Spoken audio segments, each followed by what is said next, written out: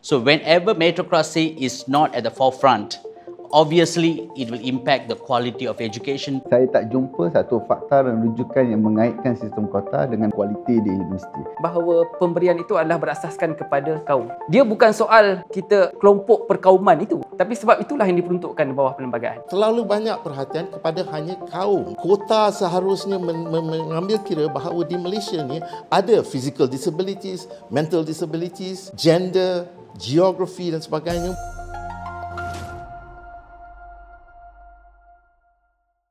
Salam sejahtera.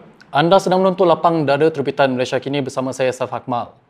Lapang Dada ialah rancangan yang bertujuan untuk membolehkan rakyat Malaysia yang berbeza perspektif tentang suatu isu berkumpul di satu forum untuk perbincangan. Kami mahu merapatkan jurang maklumat dan menggalakkan dialog di kalangan rakyat Malaysia untuk meningkatkan persefahaman antara satu sama lain. Hari ini kita terus membincangkan sistem kota dalam pendidikan Malaysia. Kita akan meneroka impaknya terhadap daya saing global dan keperluan untuk pendekatan alternatif. Dalam episod sebelumnya, kita telah mendengar hujah-hujah yang menyokong dan menentang sistem kota berdasarkan konteks sejarah dan implikasi sosial dasar ini. Sekarang, mari kita meneroka penyelesaian yang mungkin dan hala tuju pendidikan Malaysia pada masa akan datang. Tanpa melengahkan masa lagi, ini penyata pertama. Sistem kota mencairkan kualiti akademik universiti awam dan daya saing global Malaysia. Yang bersetuju, sila angkat tangan. Setuju? Setuju, tetapi bukan sahaja itu. Oh ya, ini original lah. Yang tidak bersetuju, sila angkat tangan. Baik. Okay, so whenever meritocracy is not at the forefront, obviously it will impact the quality of education, the quality of research, everything else. Yes, in the beginning, we want to make sure social justice is served to all Malaysians. We have a quota system. Eventually, we have to migrate towards a meritocracy system. And that migration, that plan is not in place yet. So, lot of universities, a lot of IPT are stuck with the quota system where they are the victim of the DASA. So obviously we are unable to compete overseas, and all those ranking shows that we've been declining steadily down. Saya tak setuju yang dia mencairkan kualiti akademik, sebab kita kena ingat sistem kota ni, specifically kalau Bumi Putera, macam saya sebang tadi, persaingan. So bila persaingan berlaku, maka yang terpilih untuk masuk ke universiti itu ataupun masuk ke matrikulasi sebagai contoh ialah boleh kita kata terbaik daripada yang terbaik. Jadi mereka ni ialah yang bijak pandai sebenarnya. Tapi yang menjadikan kualiti akademik itu cair ataupun menjadi dia tidak berdaya saing, bukan sekadar di global tapi di tempatan kadang-kadang, disebabkan oleh macam mana pendekatan silibus universiti tersebut. Yang biasanya yang akan menentukan kualiti graduan ialah bila dia orang dah keluar. Bagaimana mereka punya keberadaan itu dapat mengikut permintaan industri. Dan dilihat bahawa graduan itu tidak boleh berdaya saing kerana industri lihat mereka tak ada kualiti untuk berdaya saing. Kadang-kadang silibus universiti di hari ini, mungkin dia punya industri itu kena dengan 10 tahun lepas punya silibus, tapi hari ini dia tak kena. So bila dia keluar, graduan itulah graduan yang mempunyai pembelajaran yang mengikut permintaan industri 10 tahun lepas. Jet, masih student kan? So saya dari matrikulasi punya lah. So saya nak menegaskan bahawa bukan sahaja sistem kota yang mencairkan kualiti akademik, manakala sistem matrikulasi ini yang mencairkan kualiti akademik. So kami perlu lihat sejarah. Pada 1998, sistem matrikulasi ini diwujudkan oleh Najib Razak jika saya tidak silap. Kerana untuk Bumi Putera boleh masuk ke universiti dengan satu pathway yang lebih easy. So itu ialah tujuannya. Tetapi saya ingin tanya, adakah tujuan untuk membiarkan satu golongan untuk masuk ke universiti awam ialah satu education purpose? Actually not. Ya, pada ketika itu, Vice Chancellor Dato' Anwar Zalini pun mencadangkan bahawa universiti penyelidikan, semua universiti pendidikan di Malaysia janganlah ambil student matrikulasi, ambil student STPM saja. Kerana profesor mereka sendiri pun tahu sistem matrikulasi ini tidak boleh melahirkan student yang cemerlang dan berpotensi kerana pendidikan itu bukan seperti STPM. STPM hari ini ialah recognized oleh Cambridge Assessment Council. Tidak sama dengan matrikulasi. Oleh itu, sistem matrikulasi ini, dia silibus lebih mudah, exam pun lebih mudah. Dapat 4.0 pun lebih mudah daripada STPM. Tetapi STPM student yang lebih suka untuk masuk ke universiti awam. Ini adalah satu hakikat. Membuktikan bahawa sistem matrikulasi yang sebenarnya mencairkan kualiti akademik. Ya, kerana universiti awam terpaksa merendahkan kualiti silibus mereka. Saya adalah university student. Terpaksa merendahkan kualiti silibus untuk accommodate dengan kualiti matrikulasi. Saya ingat saya ada baca interview dengan Dr. Wan Wardatul Dr. Amani. Beliau ni adalah seorang pakar bioteknologis. Beliau pernah belajar di Amerika Syarikat. Dan yang menariknya, beliau pernah mengetuai satu pasukan researcher oleh NASA. Jadi maknanya dia bukan calang-calang lah. Tapi beliau kemudian balik dan berkhidmat. Sekarang ni kalau tak silap saya di UIE. Dah berhenti. Dah berhenti dah. Okay. Jadi dalam interview tersebut, antara perkara yang ditanyakan ialah bagaimana kalau kita nak baikkan kualiti penyelidikan, kualiti akademik di negara kita. Antara yang dinyatakan ialah berkenaan dengan kita tak boleh treat kita punya pensyarah ataupun doktor, profesor dan lain-lain ni, we cannot treat them like school teachers. Mereka ni bukan semata-mata pengajar.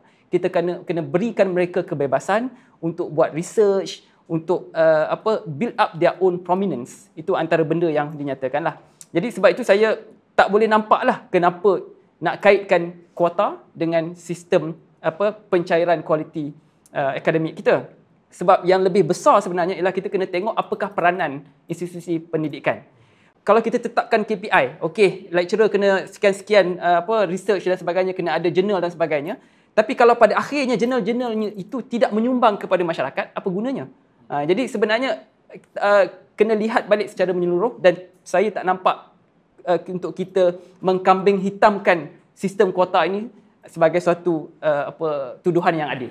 Okey, jadi kita ada ahli akademik juga di forum hari ini. Okey, Saudara Zahrom, bagaimana? Okey, sistem kuota ni, saya rasa pertama kita harus sedar bahawa dasar dan sistem kuota ni bukan hanya dari segi pengambilan pelajar, tetapi lebih daripada itu.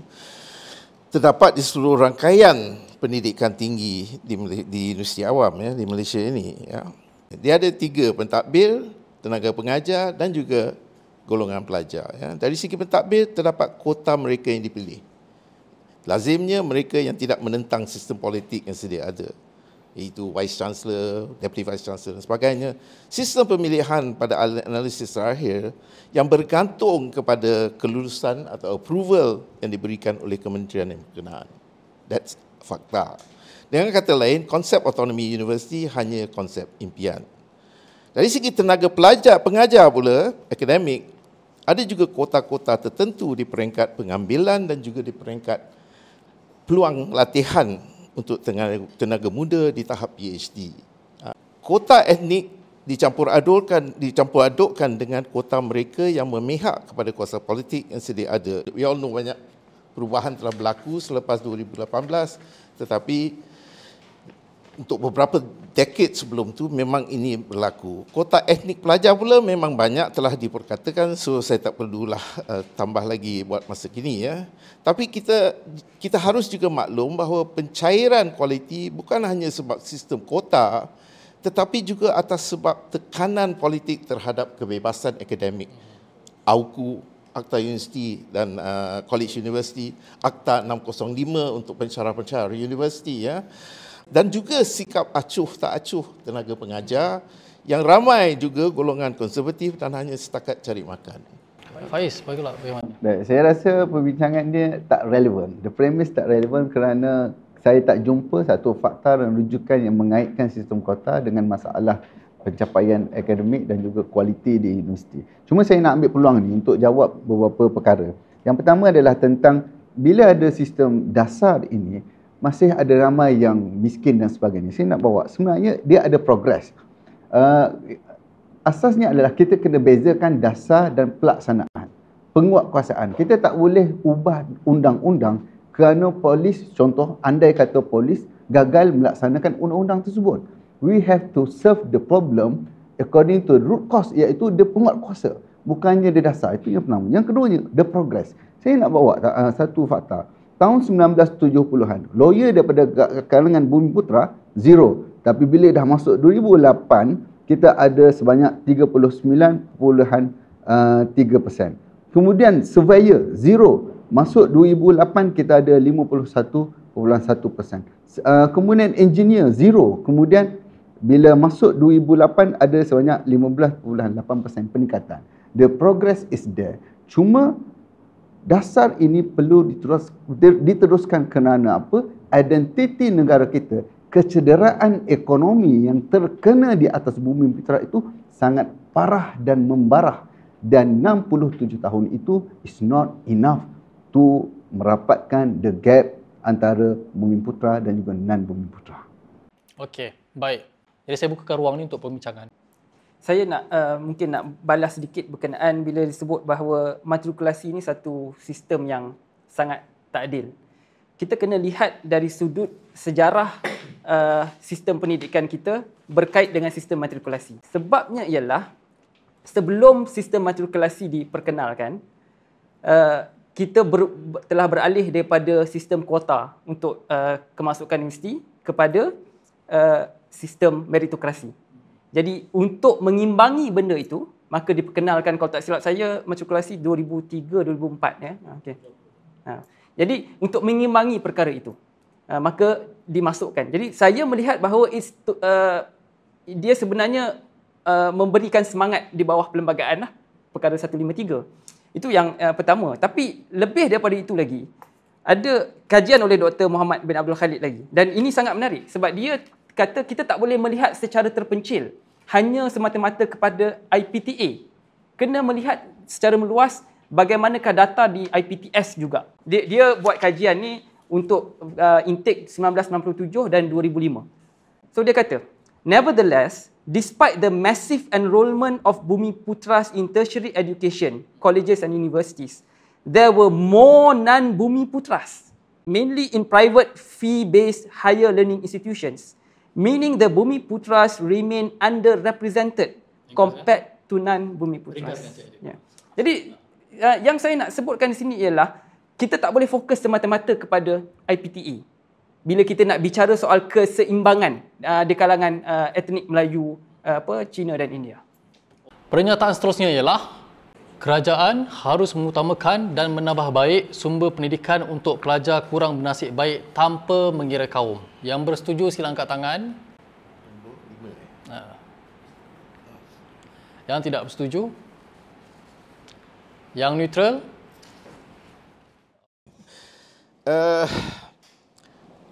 Buat masa kini, konsep pelajar kurang bernasib baik ni kerap kali disamakan dengan pelajar Bumiputra. Tekanan terhadap definisi etnik atau ras ni saya kerap akan tekankan terlalu sempit. Seperti yang telah dan masih dibahas oleh saya dan gerak ini, Pergerakan Tenaga Akademik Malaysia.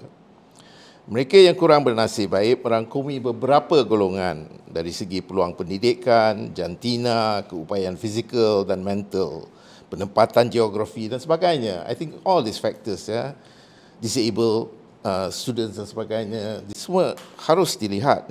Semua ini boleh kita lihat dan bincang sebentar lagi apabila kita lihat nombor 6. Baik, untuk sesi kali ini, belah sini semua neutral. Saya neutral sebab saya bersetuju bahawa semua kaum perlu dibantu. Cuma bantuan itu kita tak boleh nafikan langsung bahawa pemberian itu adalah berasaskan kepada kaum. Dia bukan soal kita kelompok perkauman itu, tapi sebab itulah yang diperuntukkan di bawah perlembagaan.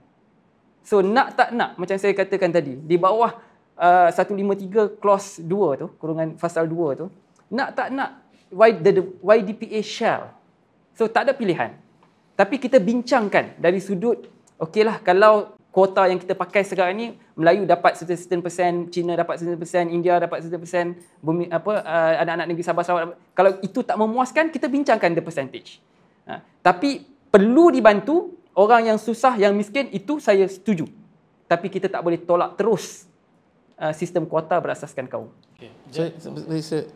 Saya rasa masalah saudara ialah saudara lihat ni semua sebagai soalan kaum. Yang saya katakan tadi, dalam konteks Malaysia ni tidak terdapat ketidakseimbangan bukan berasaskan kaum juga. Ketidakseimbangan dari segi geografi, Melayu di luar bandar, Melayu di dalam bandar. Ya, peluang mereka dapat pendidikan dan sebagainya. Juga dari segi jantina, kalau sistem patriarki menghalang golongan wanita umpamanya, itu menjadi satu masalah juga. Dari segi keupayaan dan ketidakupayaan, berapa ramai golongan yang dikatakan disable ini dapat peluang untuk masuk ke universiti, ya. Saya rasa masalah kita di sini ialah kita tumpukan perhatian, terlalu banyak perhatian kepada hanya kaum, ya. Kota seharusnya mengambil kira bahawa di Malaysia ni ada physical disabilities, mental disabilities, ya, gender, geografi dan sebagainya. Umpamanya mereka di Sabah dan Sarawak sana yang duduk di pedalaman, ya, mereka juga seharusnya diberi peluang tersebut. Itu pendapat saya lah, kan, sebab kita seharusnya memperkembangkan minda kita tentang apa yang maksudkan dengan Malaysian sini, ya. Saya rasa yang pertama adalah tentang tanggungjawab. Saya lihat ini adalah tentang tanggungjawab. Sebab itu saya sebutkan tentang identiti negara itu sendiri. Bagi saya, ketika mana kontrak sosial itu dibuat, ia ada satu responsibility yang diamanahkan kepada golongan majoriti Bumiputera pada waktu tersebut, yang mereka ingin melihat Bumiputera ini mesti mempunyai pencapaian pendidikan baik, tanah rizab baik, dari sudut wealth baik dan sebagainya di tahap yang terbaik. Itu adalah obligasi dan juga burden yang diturunkan kepada generasi terkemudian. Sebab itu dalam kontrak sosial tersebut, orang Cina boleh faham, orang India boleh faham pada waktu tersebut untuk memberikan kedudukan istimewa kepada orang Melayu, kerana pada ketika itu baik Cina, baik India, mereka faham orang Melayu mesti mempunyai pendapatan yang baik, harta yang baik, tanah yang baik dan juga pendidikan yang baik. Dan juga saya lihat apa yang kita bincangkan pada hari ini adalah sesuatu yang stereotip, sangat sempit. Apa yang disebutkan oleh Prof tadi, kota ini tidak menghalang perkara tersebut. Kita ada banyak lagi kementerian lain yang membincangkan tentang soal-soal kebajikan dan juga keperluan mereka. Kita ada banyak lagi provision dalam perlembagaan kita yang menjamin hak untuk golongan-golongan yang disebutkan. Kita masih ada banyak lagi dasar, kita masih ada banyak lagi peruntukan dana negara untuk perkara-perkara tersebut. Harun? Saya setuju sangat dengan Prof. Okey, kita ambil kira isu perkauman too much of racial denomination. There are a lot of other areas that we can close rank. So rather than having quota based on race, kita harus perkembangkan quota itu yang lebih luas. Wafi? Pertama, saya percaya kita boleh agree to disagree lah. Dan yang kedua, sistem kota sebenarnya dia satu dasar yang serampang dua mata. Dia bukan hanya memberi manfaat sepenuhnya pada Melayu, tapi juga memberikan perlindungan juga kepada yang tidak bernasib baik. Kerana kita perlu ingat tadi data fakta mengatakan bahawa majoriti yang peratusan kemiskinan ialah Bumiputera. Tapi saya tidak menafikan hak yang bukan Bumiputera. Mak saya seorang cikgu, mengajar di Sunway yang merupakan sekolah yang mempunyai demografi bangsa yang balance antara tiga bangsa. Dan saya juga menyahut seruan mak saya, kalau India ke China nak datang ke rumah nak belajar bahasa Melayu, berikan. Lagi-lagi yang tidak berkemampuan. Dan saya terbuka kepada mereka yang memerlukan bantuan. Itu tugas NGO, itu tugas mereka-mereka di lapangan untuk membantu. Tapi bila kita berbicara mengenai dasar, kita perlu lihat spektrum yang lebih luas. Bagaimana ia akan memberi kesan kepada masa hadapan negara bangsa. Sebab tu saya percaya sistem kota ni, saya cakap tadi, disebabkan dia serampang dua mata, maka ia patut dikekalkan untuk memastikan bahawa majoriti yang benar-benar tidak berkemampuan, yang memang secara statistik datang daripada orang Melayu ni, diberikan keutamaan. kami perlulah bukan minta, janganlah tersempit dalam konteks ini. Iaitu jika kami fokus kepada kaum saja, kami akan tidak menitik beratkan sebenarnya golongan sebenarnya yang memerlukan bantuan. Seperti orang tidak berupaya, seperti mereka yang memang tidak berkemampuan, seperti mereka yang ada penyakit, apa-apa yang masalah itu. Saya rasa ini baru define apa yang membantu golongan yang memerlukan bantuan. Okey, di belah sini kalau ada yang mengukuhkan pandangan. Saya nak berbicara mengenai sudut pandang kemiskinan dalam Melayu, di mana ini nukilan oleh Allahyarham Profesor Syed Husin Ali yang baru saja meninggal dunia, kan, Syed Husin Ali. Dalam bukunya Orang Melayu, Masalah dan Masa Depannya. Beliau juga merupakan alumni GBMS sebelum ni. Beliau berbicara mengenai mobiliti kaum Melayu. Bagaimana, sebagai contoh, anak seorang petani kalau nak menjadi lebih baik perlukan pendidikan. Tapi isu mobiliti yang berlaku ialah perbezaan antara anak petani dan anak doktor ni daripada sudut kemampuan contohnya bapa seorang petani tak boleh memberikan kualiti sebaik mana bapa seorang doktor kepada anaknya. Jadi itu isu dalam masyarakat Melayu yang menyebabkan kenapa wujudnya sistem kota ini, untuk memastikan bahawa anak sang petani yang bapaknya tak mampu nak bagi banyak mana yang anak doktor ni bagi, boleh dibantu oleh kerajaan untuk memastikan bahawa mereka ni dapat move towards that mobility dalam ekonomi. Dan saya amat bersetuju sekiranya dalam sistem kota ini, cara pelaksanaannya kita perlu spesifikkan kepada yang tidak berkemampuan, yang Melayu tidak berkemampuan, yang berada di luar bandar, yang berada di bandar. Ini yang sepatutnya diberikan keutamaan. Tapi untuk secara blanket meletakkan sistem kota sebagai satu kegagalan, bagi saya tak wajar, sebab satu, tempoh belum matang lagi lah, durian belum berbuah, dan yang kedua ialah bagaimana sudut dasar ini adalah sudut masa hadapan negara bangsa. Apabila kita nak meneliti pemikiran dan tulisan Syed Husin Ali, kita harus sedar bahawa beliau mementingkan ketidakadilan sosial berasaskan kelas. Ya. Saya agree. So dalam golongan tu yang saya katakan tadi, kita harus lihat intra-ethnic inequality di dalam golongan-golongan kaum yang dikatakan ini. Ya. As long as kita sedar bahawa arwah Syed Husin Ali yang saya hormati, ialah dia punya pandangan bukannya pandangan perkauman. Ya. Dan sebab pandangan saya ialah pandangan beliau tentang sudut pandang masyarakat Melayu. Yalah. Bukunya ialah buku masyarakat Melayu. Ya. Jadi saya berbicara baca bagaimana sudut pandang profesor, Allahyarham Profesor dalam masyarakat Melayu, isu mobiliti ekonomi. Dan mereka punya eksploitasi oleh masyarakat Melayu juga. Betul. Ya. Dalam buku yang sama juga buku yang sama. Baik, pada pelancataan terakhir, sistem pendidikan Malaysia harus secara beransur-ansur beralih daripada sistem kota kepada meritokrasi. Yang bersetuju sila angkat tangan. Okay. Yang tidak bersetuju?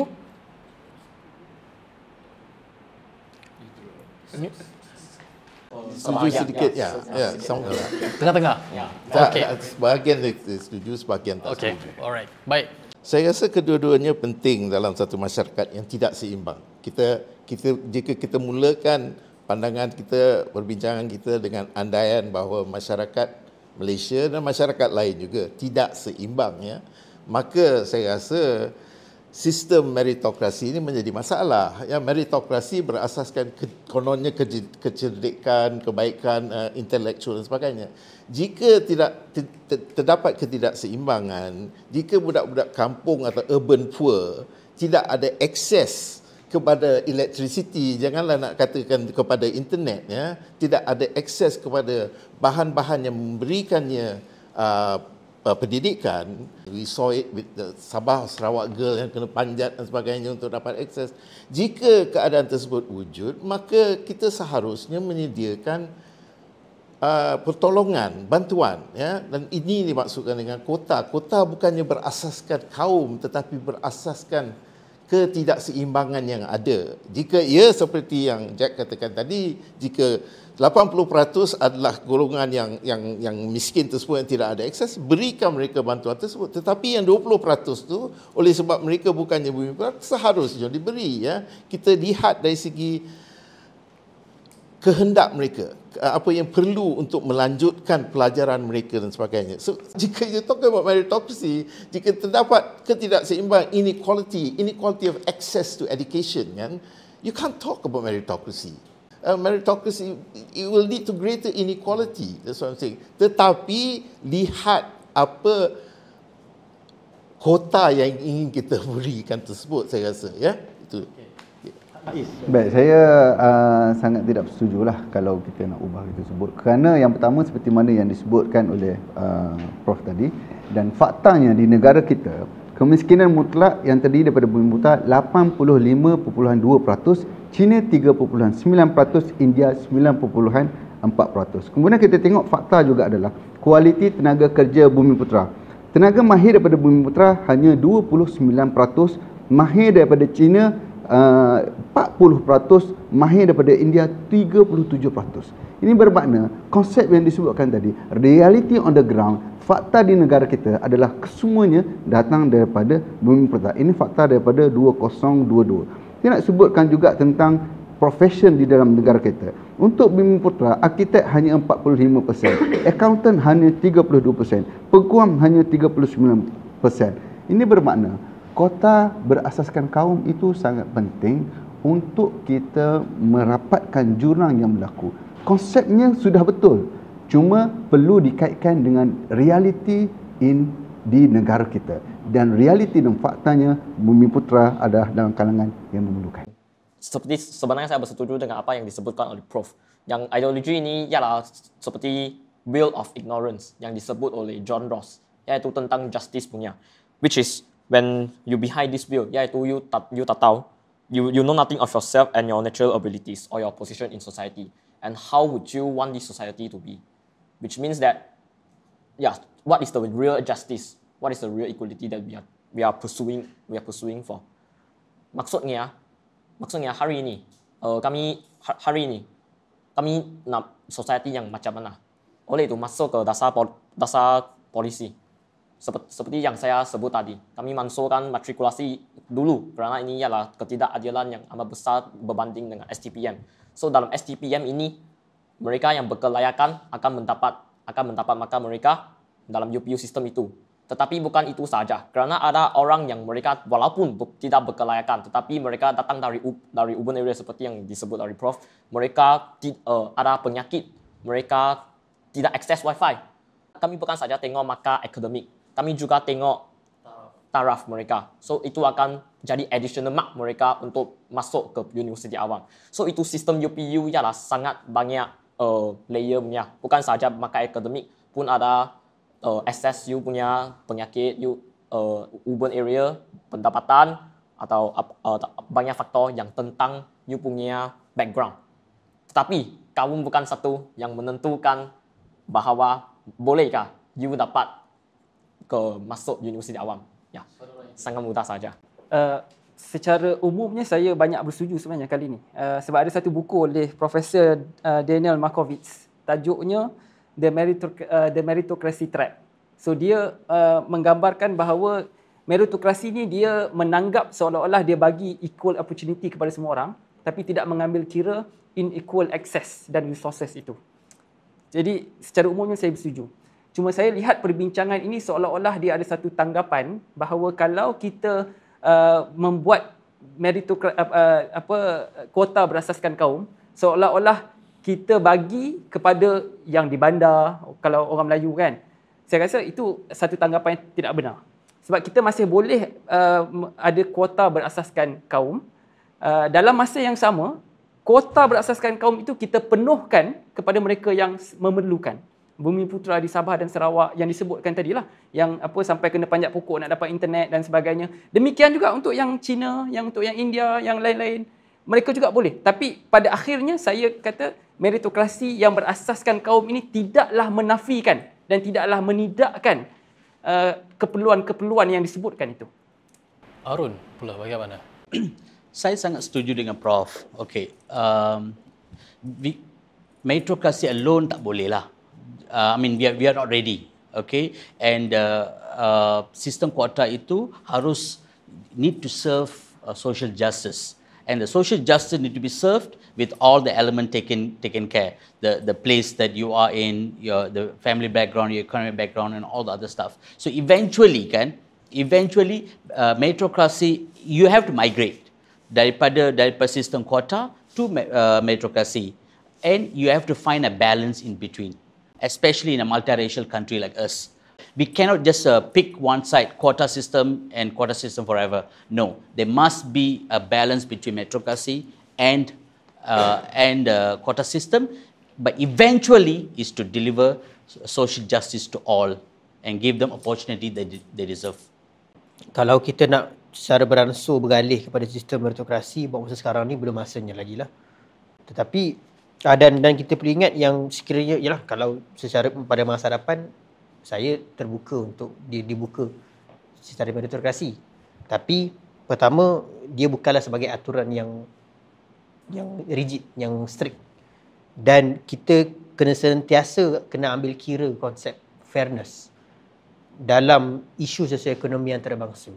Sekiranya isu itu tak dapat diselesaikan lagi, kita masih belum dapat menyelesaikan isu ketidakseimbangan sosioekonomi, maka untuk pergi ke meritokrasi itu satu gerak langkah yang berbahaya. Saya agree dengan Profesor punya pandangan.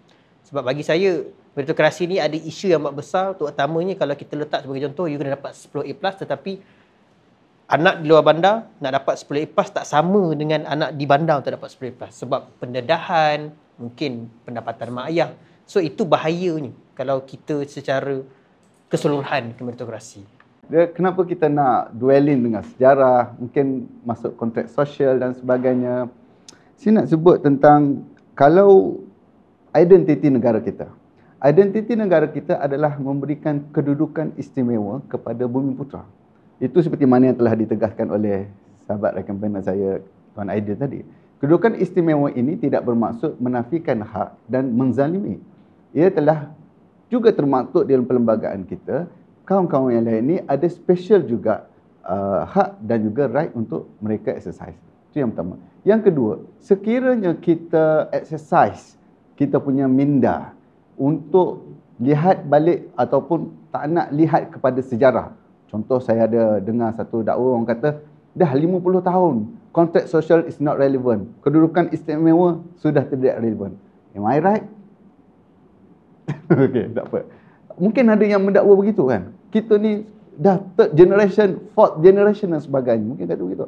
Jadi saya juga ingin bangkitkan juga. Sudah 50 tahun Islam menjadi agama persekutuan negara ini. Di mana penghayatan rakyat Malaysia, tak kira Melayu, tak kira Cina, tak kira India atau kaum lain, terhadap penghayatan Islam itu sendiri. Yang mana Islam agama persekutuan. Kita mungkin boleh bincang tahap mana kalau kita nak pegang kepada apa yang ada pada hari ini. Sedangkan begitu juga tentang perkara-perkara yang lain. Adakah kita bersedia untuk apabila bahasa Melayu itu adalah bahasa kebangsaan, adakah kita bersedia untuk tidak menggunakan bahasa-bahasa yang lain? Adakah kita bersedia untuk menggunakan satu aliran sekolah sahaja, iaitu tidak ada sekolah vernacular, tidak ada UEC dan sebagainya. Tetapi special right tersebut kami di sini mengiktiraf dan meraihkan setakat mana yang ada, seperti mana yang lain-lain ini mengiktiraf kedudukan istimewa yang ada kepada orang Melayu. Sebab itu saya kena cakapkan, kita kena lihat identiti negara kita, bukannya lihat identiti negara lain dan sebagainya. Dan identiti inilah yang berakar memberi kesan kepada falsafah, the policy dan juga dasar dalam negara kita. Arun dilihat ingin Okay, wow. See, first of all, saya tidak fikir yang benda yang dihujahkan itu relevan untuk topik hari inilah. Tetapi, saya dengar saudara telah bercerita tentang identiti. Saya kurang faham apakah yang saudara masukkan dengan identiti negara. Sebab kamu gunakan ungkapan itu terlalu banyak kali, to the point that it is intrigue me to know what is the What is identity you're talking about? Are we looking at the same piece of constitution we are looking at? Are we looking at the same history that we are looking at? I don't know. But after listening to you, I'm confused. So if you can clarify that. Ya, saya memang expect confusion akan berlaku. Saya memang expect kerana ini jarang dibincangkan oleh kita semua. Kerana kita selalu bincang tentang polisi-polisi yang kecil ini sebagainya, kita tidak bincang tentang identiti negara kita. Sebagai contoh saya sebut, Islam sebagai agama persekutuan. Sejauh mana Islam sebagai agama persekutuan itu menjadi identiti kepada rakyat Malaysia. How far rakyat Malaysia sama ada China, India ataupun Melayu itu sendiri apabila pergi luar negara, dia memegang kepada Islam is the religion of our federal constitution of the country. Dan saya yakin itu memang confused kerana ia tidak diwacanakan. Pertanyaan saya kepada semua panelis yang ada pada hari ini. Adakah perbincangan hari ini mengubah mana-mana pemikiran atau perspektif anda? Perbincangan hari ini tidak mengubah apa-apa perspektif saya lah. Latar belakang saya ialah sosiologi budaya, ya. Menimbulkan beberapa persoalan dari segi, bukan confusion tetapi persoalan dari segi definisi. Definisi satu, the idea of Malaysia's identity, this national identity is something that is still very airy at the present moment, yeah, and I think there's no agreement as to what that national identity ought to be. To say that it has to be based on the constitution is to narrow it quite to a legalistic term, which I think it goes beyond being a legalistic sort of situation, yeah, because we're talking about an identity here, which is beyond a national culture. We have a national cultural policy in the 70s, banyak dipertikaikan, but nonetheless, as far as I know, that policy is still there. So that's also being questioned. So pada pendapat saya ada banyak persoalan lah saya ingin timbulkan dari segi pemahaman saya. Kedua ialah dari segi penggunaan data-data, penggunaan jurnal-jurnal tanpa menyatakan iktiraf jurnal tersebut, tanpa melihat kualiti jurnal tersebut. I mean, I can quote a lot of studies done on media, on budaya dan sebagainya dalam konteks Malaysia. But are the studies worthwhile? Are they, are they publishable in a real sense? Yeah, or are they only publishable in very, very narrow journals that have very little peer review dan sebagainya? So the quality of publications is also important. Yeah, the amount of publications is also important. Muhammad Khalid is a very, I know the person. I know him. I know of his work. I totally respect him as well. Yeah. But I think you have to look at other work as well. For example, Edmund Terence Gomez dan Johan Saravanamuttu punya analysis of the new economic policy. Yeah? Jomo punya analysis tentang the political economy of Malaysia berasaskan thesis PhD-nya. Rahman Embong umpamanya, Syed Hussein Ali, definitely. Ada ramai orang Malaysia yang menulis, tetapi kita seharusnya juga sedar ideologi mereka, ya, dari mana mereka tidak tulis dari kekosongan, ya, tetapi menulis berasaskan latar belakang intelektual mereka. Before we start quoting all these kind of studies, which might be useful or which might not be useful whatsoever, I think we must see the status of those. Saudara Faiz pula? Berdasarkan hujah dan juga fakta yang menyokong hujah-hujah yang dibawakan tadi, saya semakin yakin bahawa Bumiputera memerlukan kota dan juga laluan-laluan khas yang diperlukan. Yang kedua adalah tentang identiti negara. Saya ingatkan dia akan disilenkan begitu saja. Saya sangat-sangat menghargai kerana persoalan-persoalan ditentukan dan saya harap ia diwacanakan, dibincangkan dengan lebih kritis selepas daripada ini. Yang ketiganya, hanya satu yang mengubah diri saya, iaitu saya kena improve tentang jurnal yang saya quote. Dan saya berterima kasih kepada Prof yang menegur saya pada hari ini. InsyaAllah selepas daripada ini, saya akan improve quote saya dan saya sangat bersemangat untuk mencari lebih banyak sumber dan rujukan untuk menyokong penghujahan saya. Yang terakhirnya adalah kita kena berlapang dada untuk menerima hakikat bahawasanya Bumiputera ini mesti diberikan bantuan khas untuk membangun negara kita mara ke hadapan. Jangan heret negara ini ke belakang dengan menyekat laluan-laluan khas untuk Bumiputera ini. Sekian. Saudara Jad. Selepas perbincangan ini, saya masih percayai lah, walaupun saya muda, tetapi saya masih percayai bahwa semua rakyat di tanah ini haruslah dilayan secara sama rata. Tak kira kaum, tak kira agama. Ini adalah prinsip saya. Saya tahu macam mana cakap bahasa Melayu. Saya juga ialah Malaysian. So, tak kira sistem pendidikan atau isu apa, pendidikan saya akan tetap tegas bahwa ialah sama. Dan kedua ialah tentang discussion ini. So, saya rasa seringkali kami akan guna racial sentiment untuk tidak discuss topik yang kami harus discuss. Contohnya, saya rasa topik hari ini patutlah ialah sistem ketidakadilan antara sistem matrikulasi dengan STPM, tetapi ini seringkali, walaupun di society pun seringkali tidak dititik beratkan.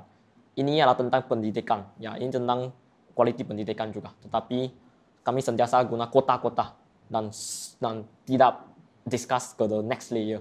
Yeah, this is the thing I still believe in. I would like to advocate, because we would like to advocate for all the students and all the institutional reform. However, I think that we should not stop at here. We should not cope by the racial sentiment. And the ketiganya ialah saya masih percayai Malaysia boleh semua rakyat harmoni dan semua rakyat boleh hidup aman damai dan Malaysia ini ya tanpa pecah belahan lah. Saya masih ada faith itu dan saya akan teruskan perjuangan ini. Bila kita nak capai suatu keharmonian, kita kena ada suatu dokumen yang kita semua terima. Dan saya katakan dokumen itu ialah perlembagaan. Walaupun tadi Prof kata perlembagaan mungkin a bit legalistik, tetapi ia tidaklah begitu sukar untuk difahami. Perkara 153 ni, kedudukan istimewa Melayu, anak-anak negeri Sabah dan Sarawak, dia berada pada kedudukan yang lain, yang lebih utama dan penting daripada perkara lain dalam perlembagaan. Sebab seperti saya nyatakan tadi, 1971, selepas 1969, Akta Hasutan itu dipinda. Selepas dikenal pasti akar permasalahan pertikaian kaum pada ketika itu. Dan apabila dipinda, diperuntukkan bahawa kalau menyoal perkara 153, 152, 181, ini semua berkaitan dengan Raja-Raja Melayu, kedudukan istimewa Melayu dan juga Sabah Sarawak dan lain-lain, maka perkara itu adalah seditious tendency. Bahkan pentingnya ini dalam perlembagaan, ahli-ahli parlimen ada kekebalan. Walaupun ada kekebalan untuk bercakap dalam parlimen, tetapi kekebalan itu tidak extend kalau dia melibatkan perkara-perkara ini. Maksudnya kalau ada cadangan kata kita nak hapuskan kuota, nak hapuskan artikel 153, dia tidak dilindungi di bawah kekebalan parlimen. That is how important artikel 152, 153, 181. Jadi kalau nak cakap soal identiti negara, inilah identiti negara. Okey, Saudara Harun pula bagaimana? For the first time, actually, I have the pleasure of meeting a gentleman from Conservative, what? more hardlines. It amazes me. Why? Because this side, me or Jack, we're all talking about the Malaysia that we dream of. Okay, the Malaysia for all. Okay, and things like that. And the other side, repeatedly, what I hear, all right, I could be wrong. I like to be wrong, but from what I heard, okay, I see a Malaysia that is thinking of dominating others. Okay, repeatedly we are saying we are multiracial, but that is just by word. But indeed, in mind, I don't see that. And I am trying to bridge, but I don't see the bridges coming. And the gentleman over the other side, is hanging on to 153 and all this stuff. His interpretation is very narrow. Okay, and that's probably the same interpretation that GPMS and few other people took it to court, right up to the federal court on 152, right? So I think all we have to agree in law, right? The interpretation matters, and that's not only one interpretation. If one think they are the only one privy to the interpretation, and that interpretation is right, or they are actually digging hole. So I like to open, because definitely after this, I want to know what is Malay identity. Is this a suppression of others that talking about, and then acceptance. Of course, I know the religion of the Federation is Islam. Okay, the same thing. Article 11 give freedom for others to practice their faith in peace, right? Which I mean, I don't understand the part that you're insinuating upon this Article 11. There's a lot of questions that I'm taking back, but my stand stays that a quota based on race need to find a rest soon, and quota based on need and all the other factors need to take place. And eventually, I want to make sure whether Bumi or non-Bumi, every children have the opportunity to live in this country peacefully with their great potential unleashed. Okay. So that's that. Thank you. Baik, Wafi. Pertama, saya pun seiring dengan Tuan Aidil berkenaan dengan undang-undang sebab saya pun peguam juga. Jadi segala hujah undang-undang pun saya dah teliti, dan di GPMS pun kami memang dah berbicara, berdiskusi 153, 152 ni memang dah selalu. Tapi hari ni menarik bagi saya secara peribadi sebab kita dapat tengok perspektif yang sedikit berbeza mengenai konsep kota tersebut. Tapi secara peribadi saya dan juga sudut pandang GPMS, kenapa kami mempertahankan sistem kota 153, bahasa Melayu sebagai bahasa kebangsaan, ialah atas faktor perkara ini ialah satu, ialah identiti. Yang kedua, sebagai contoh kota, kita spesifik pada kota, tujuannya ialah serampang dua mata, bukan saja untuk memastikan seimbang kembali ketidakseimbangan ekonomi antarabangsa, tapi juga untuk memberi manfaat kepada Malaysia secara keseluruhan. Sebab saya percaya, sekiranya kita dapat pastikan ataupun kita dapat seimbangkan balik ketidakseimbangan ekonomi yang berlaku antarabangsa, ataupun senang kata, orang Melayu, Bumi Putera dapat kembali berdaya saing seperti biasa, seimbang lah. Ia akan memberi kesan yang baik kepada semua satu negara. Sebab pertama, kalau sebelum ni Melayu ramai B40, tapi disebabkan mobiliti ekonomi, mereka ramai di M40. Dan ia akan memberi kesan yang baik kepada ekonomi negara. Negara akan mempunyai kelebihan untuk invest, untuk melabur dalam infrastruktur yang lebih baik. Dan kita kena ingat, infrastruktur yang dibuat oleh kerajaan, tidak kira lah kerajaan parti mana sekalipun, tapi sekiranya mereka kerajaan, dia punya manfaat akan balik kepada rakyat Malaysia. Lepas tu saya percaya bahawa pegangan kami mengenai sistem kota ini bukanlah pegangan yang satu-sided, tapi serampang dua mata untuk memastikan bahawa masa hadapan Malaysia ini dapat bukan sahaja berdaya saing di peringkat rantau, tapi di peringkat global. Tapi kita kena selesaikan, kalau boleh saya cakap, dosa-dosa penjajah ni. Kita selesaikan isu itu dahulu. Sekiranya kita dapat selesaikan, maka ialah nenek moyang kita pun pandai juga. Mereka pun sudah berdiskusi, berbincang sama sendiri. Mereka pun pasti ada perbincangan begini. Dan ini ialah kata putus yang mereka telah dapatkan melalui Perlembagaan Persekutuan. Dan ini yang mereka rasakan terbaik untuk masa hadapan negara. Terima kasih di atas pandangan yang bernas yang kalian semua kongsikan pada program hari ini. Nampaknya masa mencemburui kami, maka berakhirlah sudah diskusi kita pada hari ini. Jangan lupa untuk like dan kongsi program kami ini. Anda juga boleh langgani atau menderma kepada Malaysia Kini agar kami dapat meneruskan kewartawanan yang berkualiti. Terima kasih sekali lagi kepada panelis yang sudi bersama kami pada hari ini. Sekian sahaja Lapang Dada untuk episod hari ini. Terus lapangkan dada anda, bukakan minda. Saya Saif Hakmal, salam hormat.